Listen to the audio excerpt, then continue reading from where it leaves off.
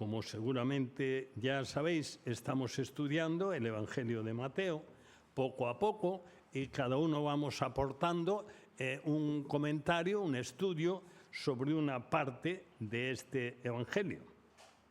En este caso nos corresponde el capítulo 9, desde el versículo 18 hasta el versículo 34.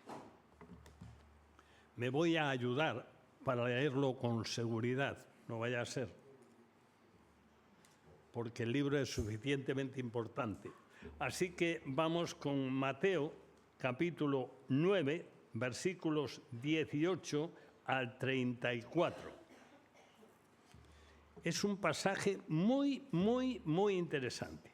Yo he titulado el estudio de hoy, lo he titulado Evidencias.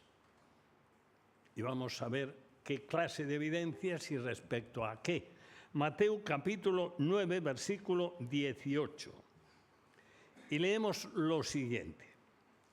Mientras él les decía estas cosas, estaba hablando con los discípulos de Juan el Bautista, vino un hombre principal y se postró ante él. Este hombre principal, según el Evangelio de Lucas y el de Marcos, que también recogen la historia, era el principal o uno de los principales de la sinagoga del lugar, que era Capernaum, que era el lugar donde Jesús vivió el tiempo de su ministerio. Él comenzó en Nazaret, digamos de niño, y cuando empezó su ministerio, su lugar de residencia habitual era Capernaum.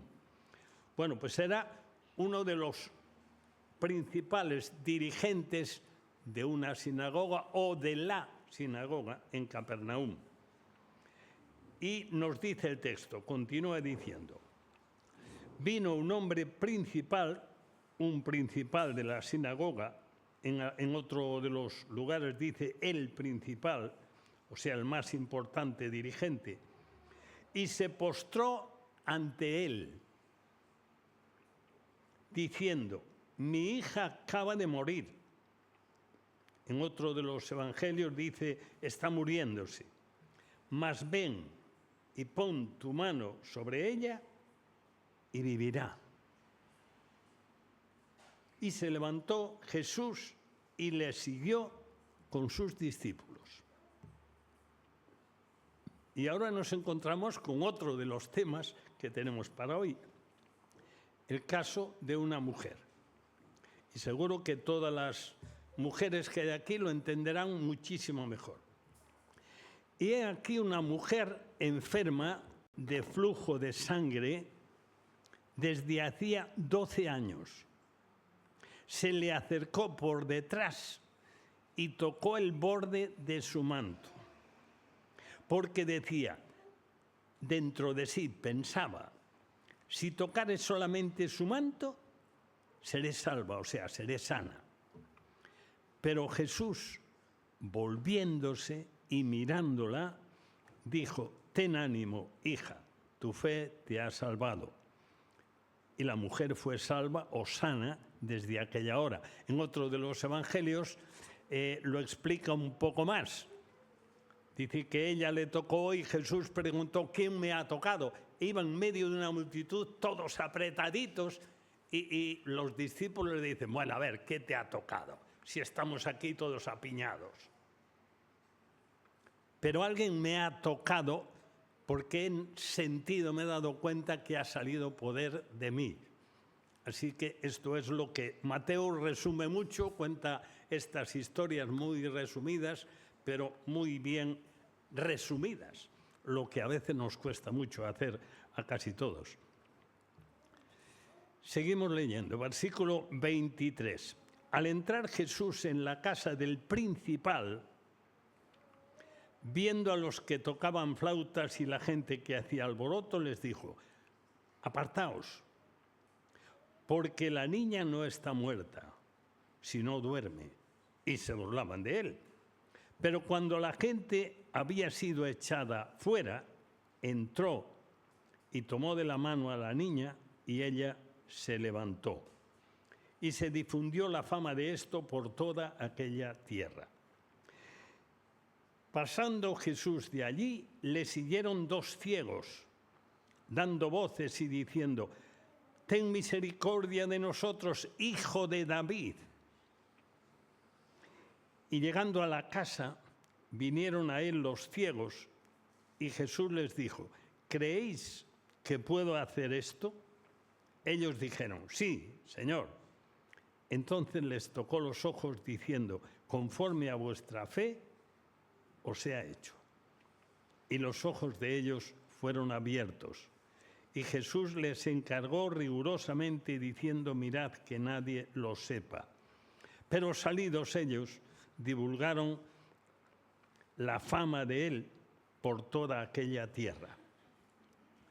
Mientras salían ellos, he aquí le trajeron un mudo endemoniado, y echado fuera el demonio, el mudo habló, y la gente se maravillaba y decía: «Nunca se ha visto cosa semejante en Israel». Pero los fariseos decían: «Por el príncipe de los demonios, echa fuera los demonios». Sabéis que Mateo era recaudador de hacienda, de la de aquel tiempo, que era la hacienda de los romanos, recaudaba impuestos para los romanos. Era un cargo muy bueno, un cargo que daba mucho beneficio, pero a la vez exigía ciertas dotes, cierta preparación, ciertas características. Así que entre las características, sin duda alguna, de Mateo, estaba que tenía que escribir y tenía que resumir, porque era muchísima información. Esa es una de las cosas que se nota mucho en este pasaje. Por ejemplo, el de Marcos es mucho más extenso, pero en realidad lo que cuenta es lo mismo, y Mateo lo resume magníficamente.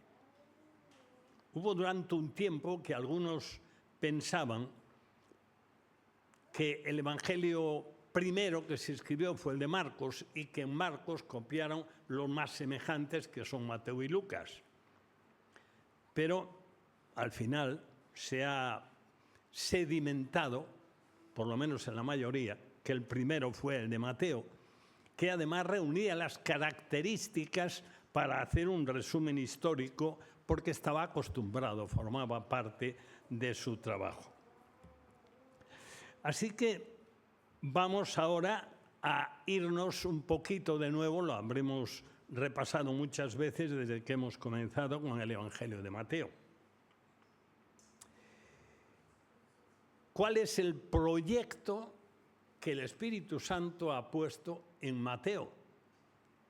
Un judío que escribía para los judíos especialmente, pues presentar a Jesús como lo que era el Mesías prometido, el prometido por los profetas de la antigüedad. Desde el mismo Moisés, que en su día dijo: «Profeta como yo os levantará el Señor». Así que la tarea de Mateo tenía como principal finalidad llegar a los paisanos, a los judíos, a los del pueblo de Israel, y demostrarles las evidencias que señalaban a Jesús como el Mesías prometido, el Salvador prometido desde los tiempos de Moisés. El Salvador que iba incluido ya en la relación de Abraham con Dios. En ti serán benditas todas las familias de la tierra. En primer lugar están los descendientes físicos que eran Israel. Así que Mateo, en este pasaje de hoy en particular, demuestra las evidencias de la deidad de Jesús, mostrada en otros lugares también de este Evangelio por su enseñanza, que era pronunciada. En un pasaje se recoge que Jesús hablaba con autoridad, no como los escribas. no recitaba una lección, sino que él, que era el verbo, era la palabra, era Dios hecho hombre, o más bien Dios con una condición humana junto con su condición divina, una naturaleza humana, que fue adquirida desde el vientre de su madre, de María, y que es eterna. Él es Dios y hombre para siempre. Bueno, pues en sus enseñanzas, el peso de su enseñanza es porque Él era Dios hablando. Y en este pasaje se nos señala otra de las evidencias. Son las dos evidencias principales, son sus enseñanzas, que era Dios hablando y que llegaba con ese peso a los que estaban dispuestos a recibirlas, y Dios obrando, que es lo que vamos a ver en esta mañana. Así que vamos a repasar estos 4 casos que se mencionan aquí, que son muy singulares los 4 y que fueron una muestra, una demostración. Ahí está obrando Dios. Jesús es Dios. Eso es la finalidad de Mateo para contarnos estas cosas. Recordarnos, demostrar que Jesús es Dios. Vamos con el primer caso, el caso de Jairo. Mientras él les decía estas cosas, vino un hombre principal, ya sabemos que era el principal o uno de los principales de la sinagoga, se postró ante él. Fijaros, él era, digamos que un líder de la sinagoga, del lugar de culto que fue establecido en la cautividad en Babilonia. A partir de ahí, hasta ahí eso no existía. Bueno, pues él era uno de los dirigentes y Jesús, que había irrumpido en aquella sociedad y estaba trastornando muchas ideas preconcebidas y era muy cuestionado desde la oficialidad, desde los principales líderes de los escribas y fariseos, pues él llega allí delante de todo el mundo, en medio de muchísima gente, se echa de rodillas delante de Jesús. Y aquí dice, traduce Mateo, mi hija acaba de morir, pero en Lucas y en Marcos dicen está muriéndose o está muy enferma o está a punto de morir. Pero en todo caso, lo que este hombre dice es muy importante. Dice, ven, pon tu mano sobre ella y vivirá. O sea, aunque esté muerta, vivirá. Y se levantó Jesús y le siguió. Y vamos a completar la historia de Jairo. Así el nombre nos lo da también, en este caso, el Evangelio de Marcos y también en Lucas. Versículo 23. Al entrar Jesús en la casa del principal de este hombre,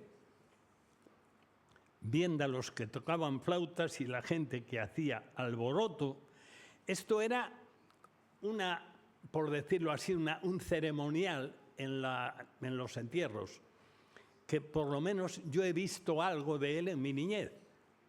Y es más, había fama, bueno, como sabéis, yo soy de Soutomayor, allí al ladito del castillo, por la parte de arriba, había fama de que las mejores plañideras o choronas eran las de Cangas, pero en el sentido ese, es decir, en los entierros había casos en que, siguiendo esta costumbre, pues contrataban personas, especialmente mujeres, que lloraban muy bien, o sea que, digamos que ampliaban el lamento. Bueno, pues esto era algo así, lo que estaba pasando en casa de este hombre principal, que no era uno más, sino un hombre notable allí en Capernaum. Los que tocaban flautas y la gente que hacía alboroto, era una orquesta de lamento. Y les dijo Jesús, apartaos, porque la niña no está muerta, sino duerme. Nos amplía también en otro evangelio que era hija única de un hombre importante y tenía 12 años. Los que somos padres, pongámonos en esa situación. Hace poco veíamos en un programa de la 2 que me gusta ver, que es una entrevista de un famoso comentarista de televisión, que hace una entrevista muy, muy interesante a personas específicas, y hace poco salía, la semana pasada me parece, Plano General se llama el programa. Hacía una entrevista a una madre que perdió a su única hija cuando tenía 7 años por un accidente en una actividad del colegio, y la niña se murió, y cuenta su experiencia en esta cuestión. Bueno, pues aquí tenéis un hombre importante, un hombre con un cargo, un hombre conocido, que se ha muerto su única hija y tiene 12 años. Así que situaros en la escena de angustia, de dolor, dramática, sumamente dramática.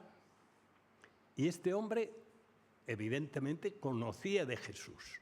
Y tanto conocía de Jesús que llega y le dice, en versículo 18, ven, pon tu mano sobre ella y vivirá. Así que este hombre creía en el poder de Jesús. O dicho de otra manera, este hombre creía que Dios estaba allí entre los hombres y que era Jesús. Porque el Mesías para Israel era eso, era Dios con ellos. Es más, cuando se habla de Hijo de Dios, hay una ocasión que a Jesús, que habla de su Padre, hablando de Dios, lo querían apedrear porque se hacía Dios, se hacía igual a Dios, diciendo que era Hijo de Dios. Así que para ellos esto estaba mucho más claro que para nosotros. Y es bueno que recuperemos esto. Así que Jairo entendía perfectamente que Dios estaba allí y que podía resucitar a su hija. Casi nada, resucitar a su hija. Eso no lo podía hacer nadie. Y seguimos con otra historia, porque después daremos un repaso general breve a estas historias, porque hay un nexo de unión en las 4 historias, muy importante. La siguiente historia es esta mujer. Dice, he aquí una mujer enferma que altera el desplazamiento de Jesús a casa de Jairo, lo altera, lo detiene, y esto para Jairo sería un sufrimiento tremendo, porque si su hija no había acabado todavía, estaba agonizando, pues seguramente, como a cualquiera, le parecería un poco más fácil que fuese revuelta de la enfermedad que la estaba matando a la vida. Y Jairo estaría deseando que llegasen a su casa, y llega esta mujer. Y en realidad la mujer no detuvo a nadie, la mujer llegó, tocó y notó que esa hemorragia constante que estaba teniendo se había parado. Pero Jesús también notó y quiso que esto fuese conocido y que la mujer recibiese una respuesta a lo que había hecho. Así que dice, ¿quién me ha tocado? Como leemos por otro evangelio, ¿quién me ha tocado? ¿Y cómo dices quién te ha tocado? Y al final la mujer sale y se presenta como quién era, lo que había pasado. Otra que confiesa a Jesús como Dios. Y tu fe te ha salvado, versículo 22, y la mujer fue salva desde aquella hora. Y podemos perfectísimamente fue salva entender 2 cosas. Fue sana y fue salva. Las 2 cosas. Había confesado a Jesús como Dios. Y pasamos a la siguiente historia, los ciegos. Y vamos al versículo 22. Seguramente os habéis fijado que la fama se iba extendiendo. Esto es algo que casi nunca se menciona o casi nunca nos fijamos en ello. Hay varios textos en el Evangelio de Mateo en particular que recuerdan milagros en serie. Esto atraía muchísimo y había muchas personas que iban a Jesús buscando sanidades y que se interesaban mucho menos por su enseñanza y que no entendían que era Dios obrando. Y hay otro lugar, por ejemplo, el versículo 30, donde a estos ciegos que han sido sanados les dice que nadie lo sepa, porque Jesús no buscaba ser famoso, buscaba que creyesen. Eso era lo fundamental. Bueno, pues esta mujer fue sana y automáticamente, pues para ella, ¿os imagináis el cambio? No sé, seguro que las mujeres lo entienden mucho más. Una hemorragia interminable, diaria, día y noche. Y no había forma ni médicos, ni buenos, ni especialistas, ni curiosos, ni nada. No había nadie que fuese capaz de detener su continua hemorragia. Y tenía dos problemas, los gastos, y el otro problema es que era impura legalmente y no podía estar con otras personas. Si lo sabían. Y ella se atrevió a estar con muchísimas personas buscando su sanidad, creyendo que Jesús sí podía. Pero para no evidenciar lo que le pasaba, pues entonces llega y así discretamente toca y eso nadie se enteró. Pero Jesús sí se enteró. Porque Jesús no era un hombre solamente, era un hombre perfecto, pero era Dios también, y se enteró. Y su caso saltó a la evidencia pública y esta mujer confesó públicamente por qué lo había hecho. Bueno, y seguimos con el otro caso. El otro caso son estos dos ciegos. Estos dos ciegos que supieron que estaba allí Jesús y sabían quién era Jesús. ¿Sabéis por qué lo digo? Dice, pasando Jesús de allí le siguieron dos ciegos dando voces y diciendo, ten misericordia de nosotros, hijo de David. Y llegando a la casa vinieron a él los ciegos y Jesús les dijo, ¿creéis que pueda hacer esto? Ellos dijeron, sí, Señor. Entonces les tocó los ojos diciendo, conforme a vuestra fe os ha hecho, y los ojos de ellos fueron abiertos, o sea, empezaron a ver de nuevo o por primera vez. No se explica. Y Jesús les encargó rigurosamente diciendo, mirad que nadie lo sepa, pero salidos ellos, pues no les cabía dentro. Oye, ¿ves? Yo he sido ciego y ahora veo. Y fue Jesús, el Hijo de David. Hijo de David era uno de los apelativos del Mesías. Aparece hasta en el Apocalipsis. Hijo de David era sencillamente el que entraba en lo que Dios prometió a David. Hay una promesa muy hermosa y no... Yo estoy mirando por el reloj y estoy un poco asustado.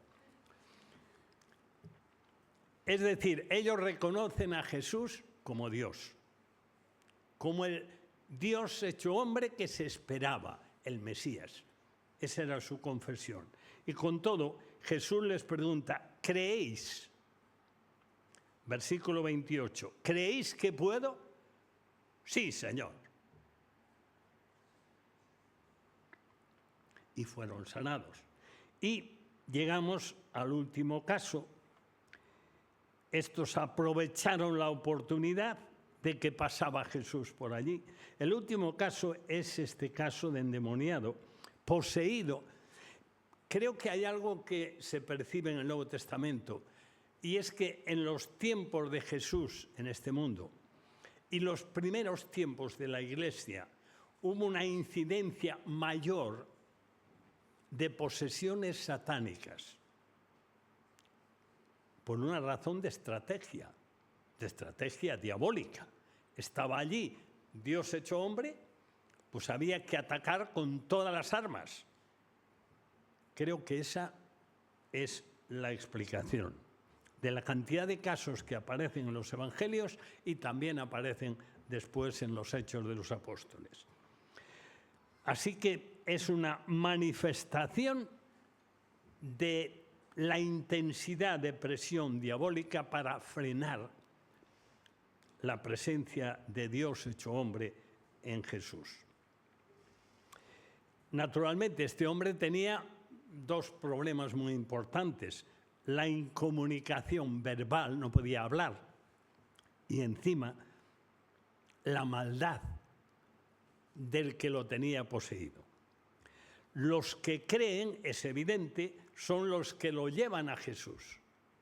Él no podía hacerlo. Y esto también es una enseñanza para nosotros. También.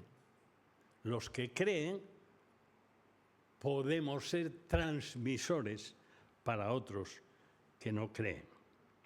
Efectivamente, este hombre fue curado y aquí tenemos una distorsión importante.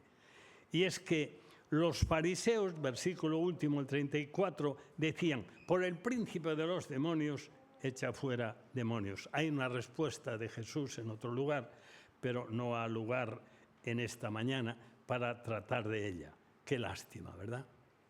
Los conocedores, los entendidos en el Antiguo Testamento, que señalaba las identificaciones de Jesús, las identificaciones del Mesías, que serían la enseñanza, la palabra de Dios en su boca y las sanidades. Y aquí tenemos una muestra de esa parte, del poder de Dios en Jesús. Pero hay un nexo de unión entre los cuatro casos, clarísimo. Y seguramente que ya os habéis dado cuenta. ¿Cuál es? La fe. La fe. Todos creyeron. Jairo creyó que su hija podría vivir, podría resucitar, porque Jesús, Dios hecho hombre, lo podía hacer, porque era Dios. Recordemos que dije antes que la finalidad de Mateo es presentar a Jesús como el Mesías prometido y usa las dos cosas, esas dos herramientas, esas dos manifestaciones que lo demostraban. La palabra poderosa de Dios, Dios hablando, y las obras de Dios, Dios sanando esas cosas que hay, esos dolores, esas miserias de la naturaleza humana por causa del pecado. Así que el hilo conductor es la fe. Jairo creyó.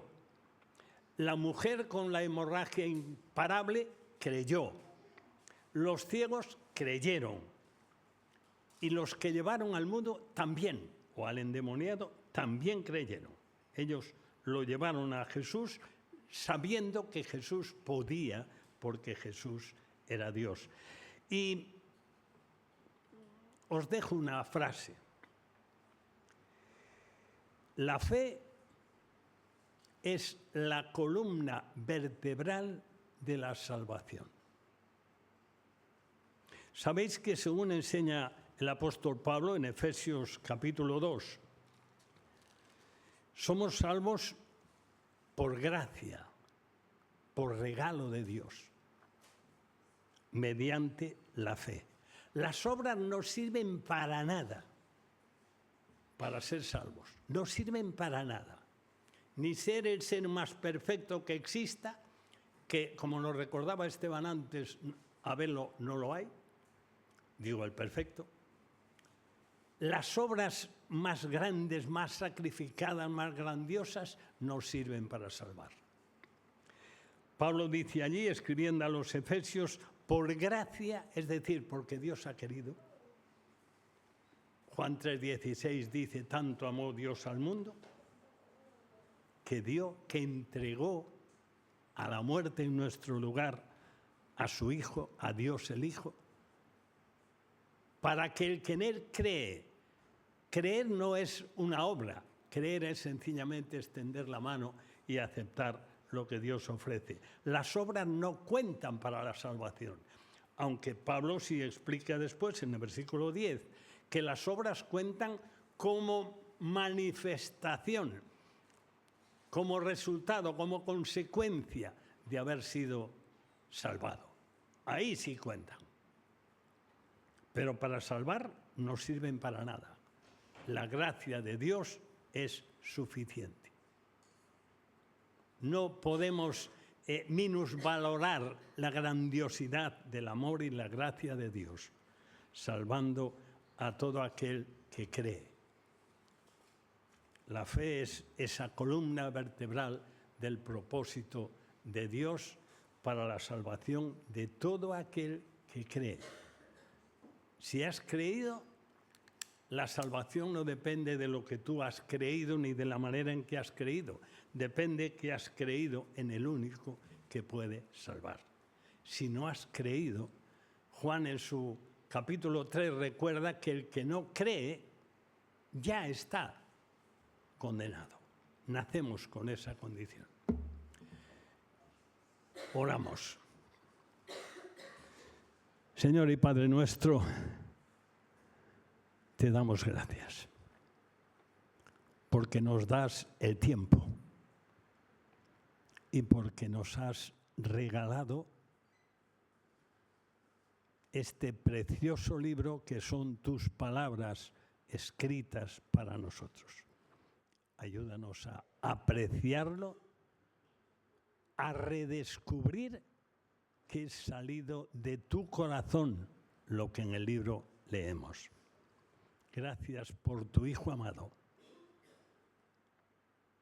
que vino a este mundo para llevar a cabo la grandiosa obra gestada en el seno de la Trinidad para nuestra salvación eterna.